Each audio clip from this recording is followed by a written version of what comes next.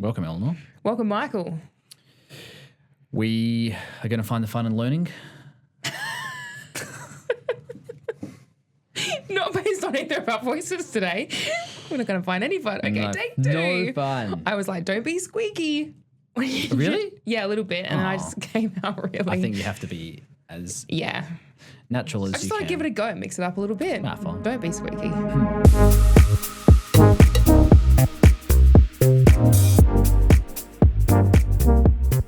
Bad info, right? Hello and welcome to the Integration Station. I'm your host, Michael, a child and adolescent occupational therapist, and with me today is Eleanor. I'm also a child adolescent occupational therapist. How are you today? I'm good. How are you? Good. It was nice to walk in with you this morning. It was lovely. Yeah. Talking about other podcasts we both like. Yes. Lots of chats about other things, but hopefully a few ideas to discuss for today's podcast. Absolutely. And plenty of stuff on the list. And if you do have questions you'd like, please send them through to us at podcast@OTFC Group. That is the email address. Otherwise, Instagram, OTFC Group is our handle. So we like to answer questions that people send through and find the fun in learning how to support the young people Absolutely. in our lives. Bit of PD in your pocket. I was gonna. Jinx. Hey, there you go. Thought you might say that one. Definitely PD in your pocket. PD, Slowly stealing your lines over time. well, Every now and co-host. again. That's true. It's a shared responsibility. That's true. So however you listen to your podcast, I actually had a client of mine who was talking about how there's this whole push towards, the iPhone changed it all, where it became your everything, your computer, your iPod, sending emails, everything. And we reflected back on the times when you had a media player for listening to music, and the fidelity of just listening to music on that media player is great, and then a phone just for texting and calling and dumb phones. Anyway. Yeah, but you're right, that does lend itself in very well to something I did bring to chat through, which essentially is around, will AI make us one of the last generations to learn to read and write? But we do have a few regular segments first. Which we'll go through, and we might start with our therapy activity of the week. Sounds good. Therapy activity of the week.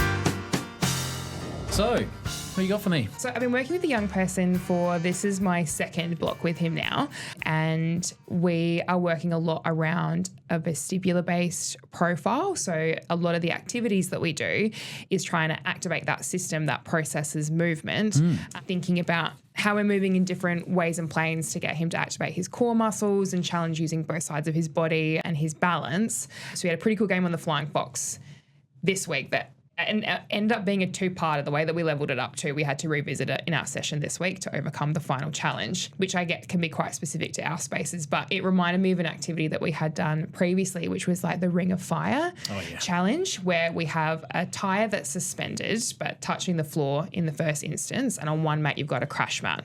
So one side you've got a crash mat, a big inner tube, like a big truck tire inner tube. Yeah, exactly. Yeah. And what we were doing is it starts like that. You run and towards the tube, dive through and see if you can crash on the other side, but without touching the Ring of Fire. Got it. So it starts down quite low, and then as you pass each level, you kind of bring it up and up and up and see where you can build that up to. And you can imagine that kind of prone position that you're aiming for, then diving through, you really have to activate those core and postural muscles to make it through there, plus that awareness of your body to move through that little space. And I do love the incidental continuous proprioceptive input that you get in the crash feedback on the other side. So it can be very grounding, especially as the challenge starts to increase. And we kind of get to a point where you can add a mini trampoline in the front once it gets a little bit higher. Yep. So then you're adding that additional coordination piece too. And so, that's something I think can support a lot of different goal areas. But a bit of a classic that just reminded me of going through some of the things we did this week. It's reminiscent of, I think it's the Japanese TV shows that have you have to get your body in a particular position to then, as a template comes towards you of a cutout of a body position, you have to get yourself into that position in order to survive that part. Otherwise, you get knocked off into the water. Oh my gosh, that's hilarious. Fantastic. And it's like trying to get your body in that position to go through the Ring of Fire. You have to, either curl yourself up or dive through. And just that body awareness comes into play quite well there. Yeah, so, absolutely. Yeah, a good one. And I feel like, if I was translating that in other spaces, you don't really need we're doing it through a hoop, but you could do it diving over something Sure. instead and increasing the height from that, or using like a decent sized hoop, which kind of makes it more like a fun circus game. Yeah. Well, I know at Plus sometimes we have it's similar in one aspect where you're on the trampoline, you have to jump over a masking tape line. That's divides the trampoline and the foam pit, and you have to jump over that line. Yeah. So you go from the trampoline over into the foam pit, and so you're having to propel yourself over, but also be aware of where your body is and curling yourself up into a position so you don't get your feet or the rest of your body to touch that line. Obviously, no flips. No flips. No flipping, but no flips in OT. No, correct. But jumping. I did this game the other day, and I reached a point. I'm like, you have to keep going on without me. I can't do it. But it's a mental challenge as well. I think I psyched myself out of it before which is really hard too. And like, how many times you talk about with clients where it's like your body can do this, but your brain is telling you something different. We have to let your brain know that you've totally got this. And I tried to give myself that dialogue, and then maybe actually my body couldn't do it. Don't know. Maybe it's that knowing. Yeah, it's a hard one, isn't it? Because it's like, is it taking that risk, stepping outside that comfort zone in a safe way? But you got to find that right balance, because if it's beyond your capabilities, you could be at risk of hurting yourself or injuring yourself in a safe way with lots of crash mats and lots of things. You probably take that risk and be okay. Yeah. But I had seen, a lot of young people go even higher than the level that I tapped out at. And I just think, man, that's really hard. Yeah. Yeah, good activity. Yeah. Last week I talked about the Catan and coup combo game. A bit of an update on that. Okay. Round 2. Excited. Yeah. It was actually his last session for the block, which is a shame because I was really getting into it. But we added in an extra component here. So for those who weren't listening to the last episode, in summary, this game is a combination of components of Catan where there are different parts of the obstacle course that we use at the Mile End site. And they are territories and you can claim them, and the aim is for the person who has the most territories and the greatest variety of territories who wins the game after a certain amount of time. And in addition to that, that's sort of the Catan component. Then there's the coup part, which is cards based on the card game coup, where each card has a different ability and you can use power-ups against someone else. Yep.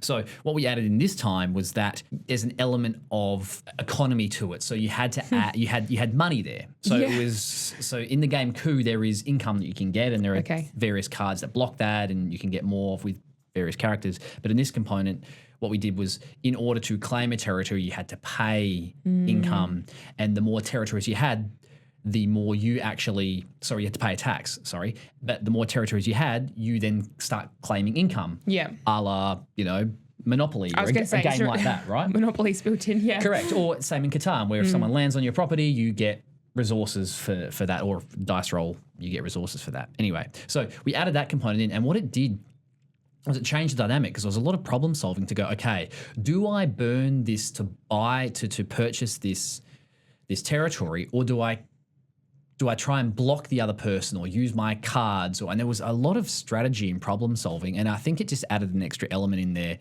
which required more forward planning than previously, where it was just, you just step on a location, you just claim it. Yeah. This one you got, well, I don't have any more money left. Yeah. So I can't start buying these things. Yeah. I need to use my card to do something to someone else to get some money from them, or whatever it was. So it did add in a lot more variation. And yes, it extended the game, but yeah, it was great. I think the forward planning piece, like you mentioned, which is just a really fun way to build those skills, much like you would have to do at school when you're thinking about your assignments and what you need for certain things and putting things together. But this is a way that you're trying to really think things through before you're acting on that. And I think that's a really fun way to do that. And the other thing we had was that there are the pommels there, which are these really awkward like ropes with discs, and it's really hard to stay on them. So for this one, in order to increase the amount of time that my client was having to use his motor skills, I had him have to balance on there whilst it wasn't his turn. So when he was waiting for my turn, he had to stay on there, and he had to keep himself there, and there were more power-ups on those, so it encouraged the person to have to go to those ones more.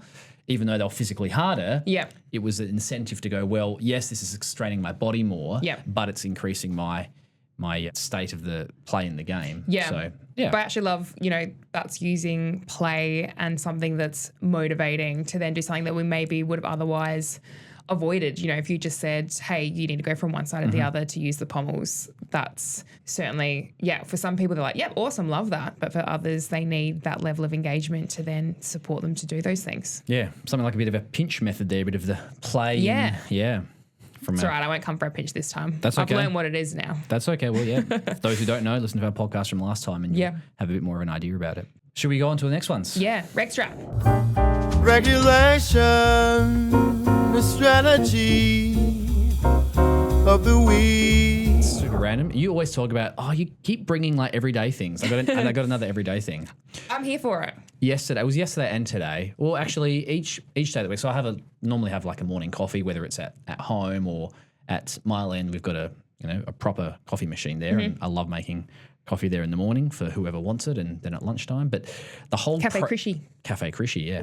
But the whole process of tamping the coffee. You know what that is? Yes. Tamping, right? So it's those that don't know, you got a tamp, and it's like a little. How would you? It's like Michael with the hand gestures again, but not the words at the moment. Yeah. So you hold this tool, and it's got like a weight at the bottom with a handle, and you push down really hard into the portafilter, which is where the coffee granules that are ground, that's where they go, and you put it into the machine. Anyway, so the tamping process has this force required in order to get that coffee really compact and ground. Yeah. Right? And I realized yesterday that I think I was having I don't know, maybe I was just a bit frustrated from the morning, but the whole process of just tamping the coffee just provided a lot of regulation and that force and I think I made about half a dozen coffees. And but it was like really good just to really force that down and to push it down and get it in there. Afterwards, it was the equivalent of the squeezing a stress ball. Yeah. But it was interesting because you got that deep pressure from that, and then you have a coffee shot and you perked up a bit. Yeah. So I think you like the visual aspect too, right? That if you get it in just the right way, then it sets you up for a level of success in the coffees that you make afterwards. Correct. And if you're maybe feeling a bit frustrated going into that, that's something that's then quite meaningful for you. that is true. Yeah. That is a good point. People always think that you're making coffees for them, but really it's for you.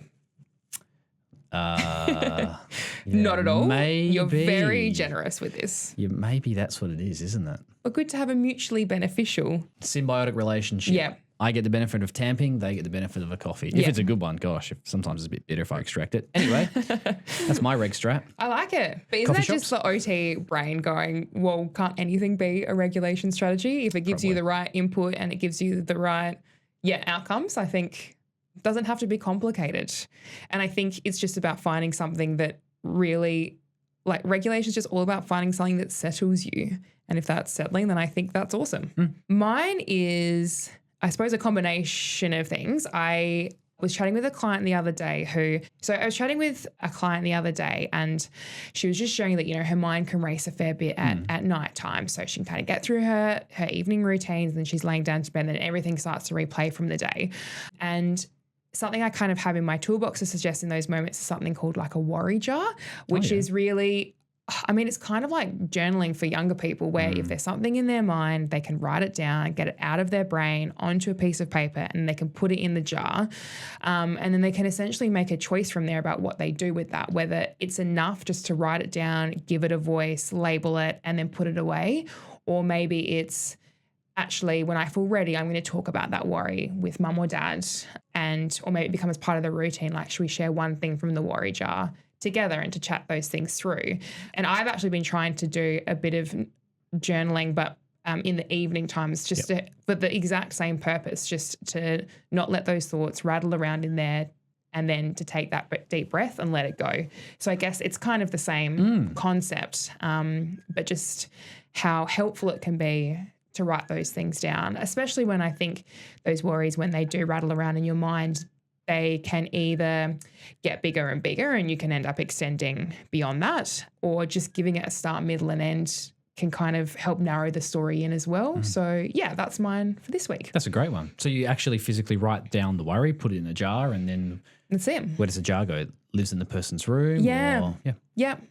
I think it's nice. You can make you know, if that young person likes crafting or things like that, or likes making things their own, that's also just a nice thing that they can, you know, take a bit of ownership around what that looks like too. Yeah. And I guess there's a lot of evidence in supporting thoughts coming out and externalizing them, either whether it's spoken or writing them down, and how that puts it out there, and then you get a choice of what you do with that. Yeah. It doesn't just stay in the mind, and rumination occurs. Exactly. It goes out there, and you can either work on that yourself, or you can get someone else to support. Or And then I feel like you can extend beyond that. So if you find that really helpful, then it's like, well, actually, why don't we incorporate more journaling across the day so that you can get it out in a safe place, in a safe way before it reaches that point, and just, see how it lands. And if there are I'm thinking if there are a lot of things in there that you don't want, you want to get rid of them, and you're like, I just need them in the jar, and I write it out, and they're non-helpful thoughts, and then you get have a process of end of the week, cold weather, go outside, put them in the fire and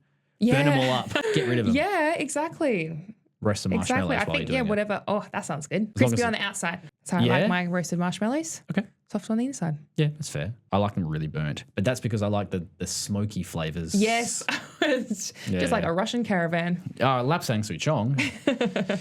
Anyway, let's move on to some of the questions we had for this week. Well, questions/topics. You want to start with yours? I can do that. Yeah. I can do that. It was interesting. I came across a really interesting TED Talk from Victor Ripperbelli, who is the CEO of a tech-based company who does a lot around AI video creation. And his TED Talk was about, will AI make us the last generation to read and write?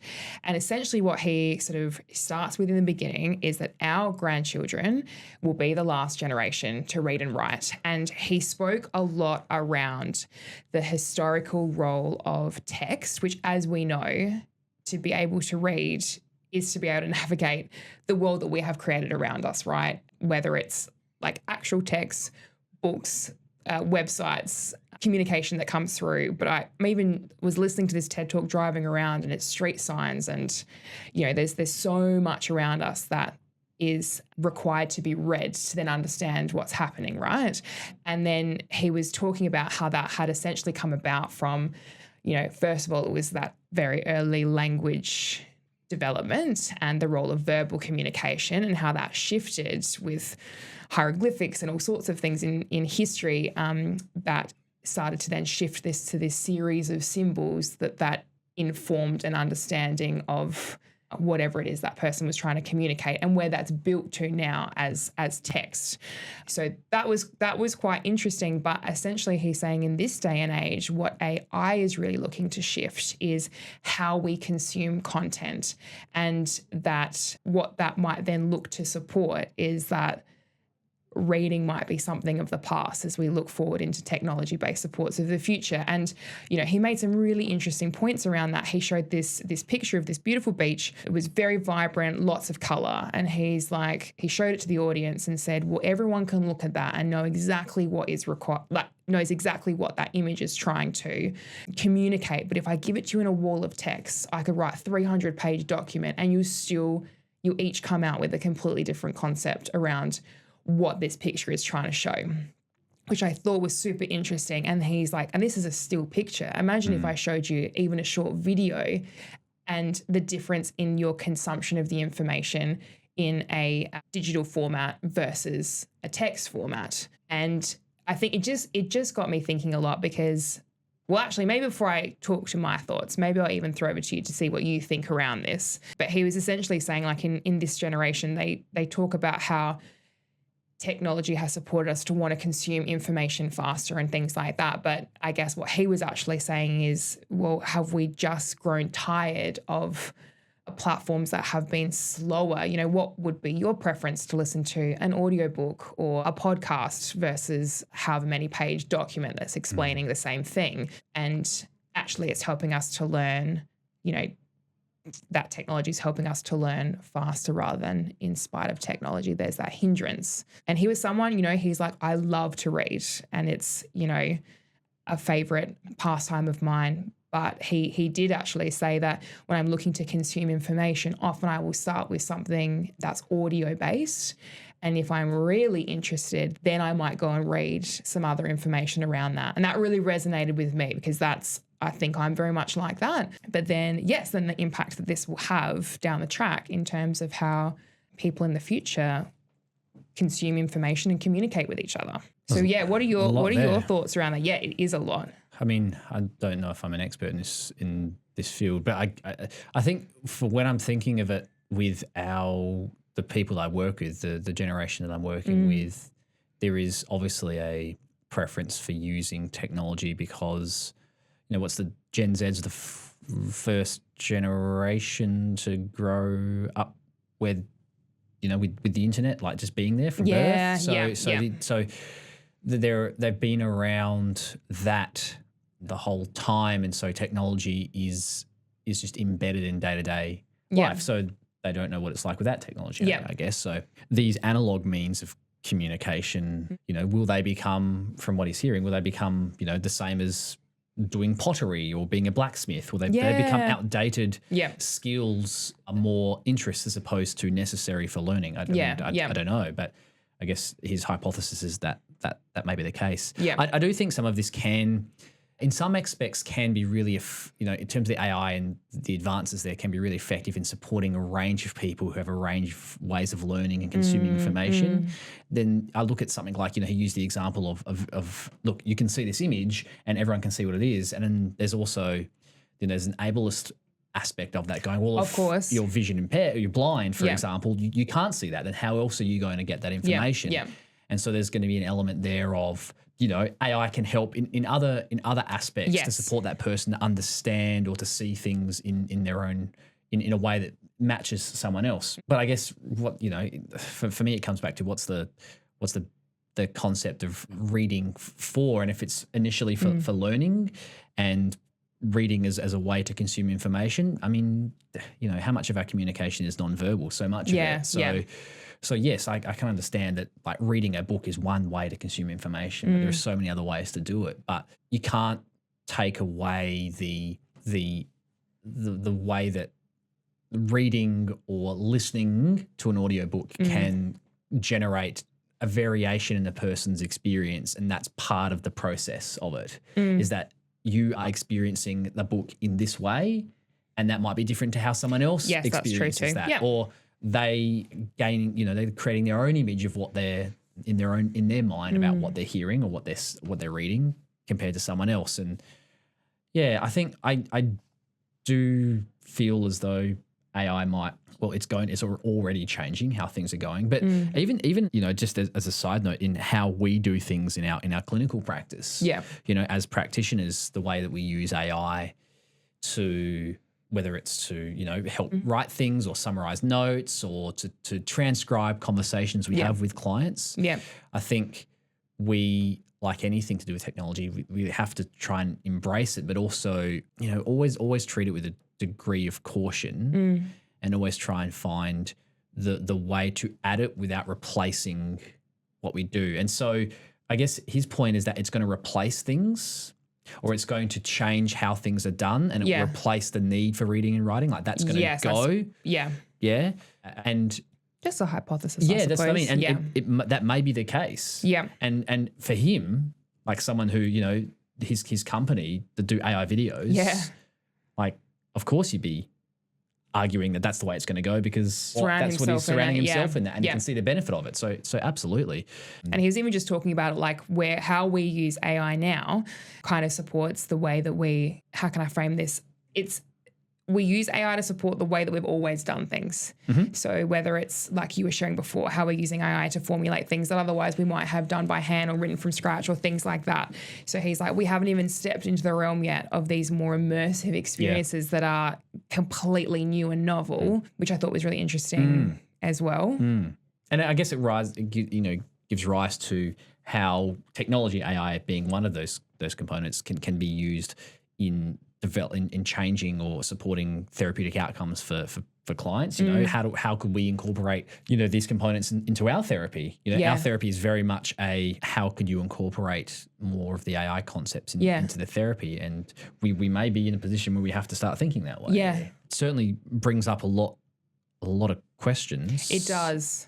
And I guess when I was listening to this, I just made me think of a few things. I think about the barrier that the reading and the writing can present for a lot of young people, say, that we work with. Like this beautiful girl is who I've seen for a long time. When it comes to verbal comprehension, she's in a gifted range. She's been through an assessment. She's in a gifted range, but she has like the significance of her dysgraphia really impacts her written expression. And when she was going into school, I'd said, hey, don't make her write. If she wants to write, she can, but actually that's not the way for her to express her understanding of concepts and what she wants to communicate. And unfortunately, that's what she was asked to do. She was asked to write her values with the rest of the class, and she completely shut down. And I just feel like that's where these then things start to build and shift over time. And she's finding it tricky to attend at school, which is really tough. And just because that's an expectation of the way that things are meant to be. And as a high school, that's what things should look like. And I remembered reading something, and I was trying to remember where I got it from, but I saw this book Sapiens on our bookshelf, and I'm like, oh, I'm pretty sure it's from reading a brief snippet of that. I'm getting very philosophical here. I hope no one minds. But essentially saying that what differentiates us from other living beings on the planet is our capacity to tell stories and to create narratives. And it made me think that, well, reading and writing is something that we as a human species made up to support our communication.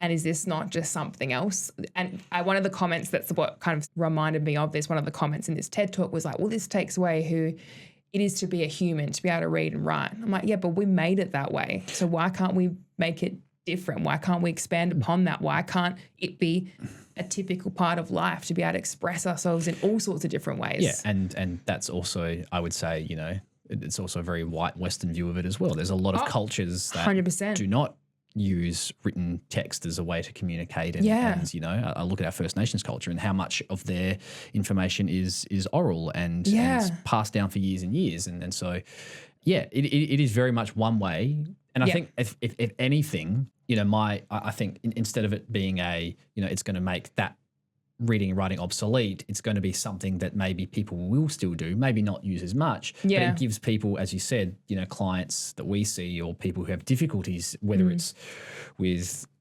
things like, difficulties with written expression or reading, an opportunity to be able to use technology to still contribute and understand and be able to do the things they want to do. Yeah. And it comes down to, whether it's organizations, whether it's schools, being able to have that diversity in how information is presented and how it's consumed. Yeah, I think so. So everyone can learn at a similar level. And maybe it's even, just normalizing that not everyone consumes and learns in the same way. So why can't we explore ways that make sense for that individual person and start to be more person specific in how we target that information? Lots of thoughts to come from that, actually. Thank you for bringing that in. I think, having a young person in the household, I don't know what technology and AI is going to look like for him growing up, or as you said, for if he has children, those children, what will happen there? But, there's also a lot of things for me that I'm just like, man, parents must just have to think all the time about, is this the right balance? Am I doing the right thing? Like, how do you feel about all of that?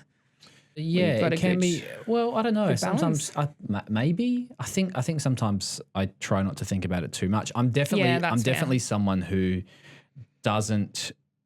I try not to bury my head in the sand, for want of a better term, about the impact of technology on our youth, because, I was at the Child Adolescent Mental Health Conference in Gold Coast earlier this year, and we were talking. We did a whole recap on it as one of our podcast episodes. Yeah, but there were lots of talks around.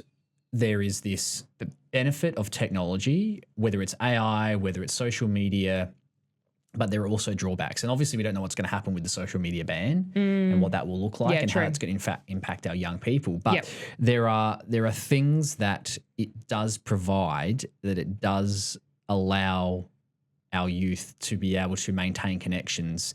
And I think sometimes we don't fully understand. I mean, I say we, I'm, someone who's in another generation doesn't fully understand how it's used, and I'm looking at it from my lens and my perspective, and I don't fully understand that. So I try and get involved and try and be part of that. But I think, like anything, it's always good to ask questions about it, or to be cautious, but also optimistic, if you know what I mean. So going like, there are positives to it, but always be aware of the downfalls or the potential risks. Yeah, for sure.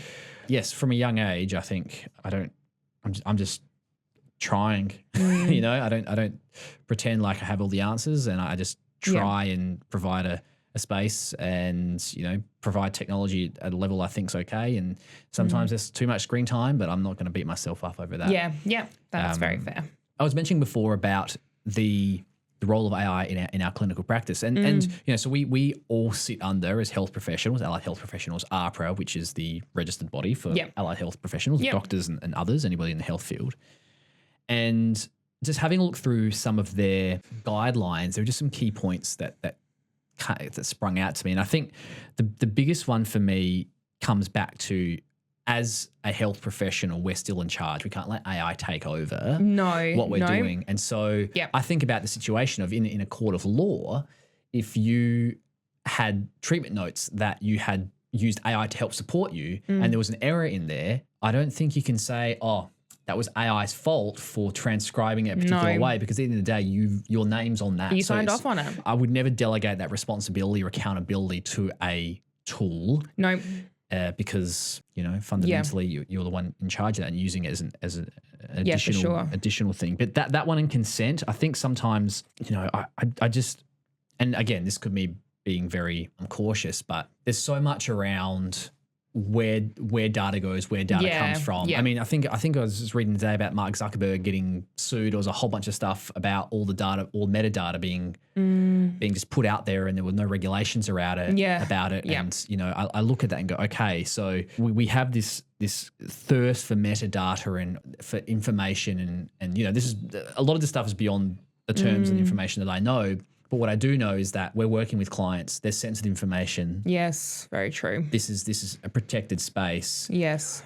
We have to be really cautious about how we use AI, where it goes, who's able to access that information. Yeah. You know, places like ChatGPT, that's completely accessible. Like it's all out there. Yeah. And you know, it is such a risk to put your faith in something like that. So if it is a matter of using those tools, it always comes down to that privacy and consent first. Like you really need to know where that data is going, who's housing it, how it's getting stored. Yeah. Because it's not just you, it's other people that are being potentially affected by that as well. So actually, I went to a doctor's appointment the other day, and the doctor had said, hey, do you mind? I've got some like inbuilt opportunities to use AI whilst we're having this conversation, and it helps me pre-populate information afterwards. Are you all right if I use that? And I just thought how she set that up was really good. And I'm like, I think that's just being upfront, explaining why you're using it, how the information's being stored. Yeah, it's good for the both of us. And it's like, it means I can be here and present, and this is just going to help me with the written side of things afterwards. And yeah, I thought that was really great. I don't know if I'd ever shared with you when a lot of this AI stuff was coming through. I found myself personally finding that quite tricky to get my head around. I'm someone that has always, I guess, prided myself on my written communication. Yeah. And how I really valued the opportunity for me to say things in a way that met, I guess, how I authentically wanted to communicate that. But then I've come around to go, well, actually a lot of this AI stuff is just helping me get the words down on paper, because I would take a lot of time to put together the communication that I would put forward. And now I feel like, well, now I've got, like, it gives me more time to spend on other things, which is like that really meaningful communication with others and taking that time for in-person conversation and things like that. So I've really come around to that. But it's interesting, isn't it? But because you're exactly right. I always feel like it might help you to pull things together, whatever that looks like. But at the end of the day, you are responsible for that. That has to be your work. You have to read over all of that and you have to make adjustments, because it's not experiencing it as you are. So you need to make sure that what's written and how some of the information is being interpreted is actually in line with how you would like that to be communicated. And it does not replace your clinical judgment, your clinical reasoning. That's where we come into that. I think the other thing is knowing your tool, knowing what you're using and how, you know, it's like anytime I recommend, say, a digital tool for an app for clients, whether it's, a self-regulation app or an app to support safety planning or whatever it is, I always try and use that first. Yeah. I always try and go through it, look at the quirks, understand the interface, because I think that's really important, because if you are recommending something or you are trying to share with someone, I'm using AI to help our relationship. And the feedback I get is that when I'm using it, I'm able to be more present, and the people that I'm working with in the conversations appreciate that I'm not spending time writing notes whilst we're talking. Like, you're giving me some really big things that are going on in your life, or we're working through things, problem solving together. Yep. You feel more present. I feel more present, allowing essentially a scribe in the background to take that information. And I think, as you said, like, it then comes back to, well, you take that information and then read over it, have a look. Is that the tone, or is that what was said? Is it close to what you were hoping for? But you do need to know what you're using before you use it. So there is that element as well. But I think, as I was saying before, it's only going to build into our workflow more and more. Yeah. And it's just a matter of how we use it. And yes, I do know that you are a very eloquent and well-spoken person and write very well.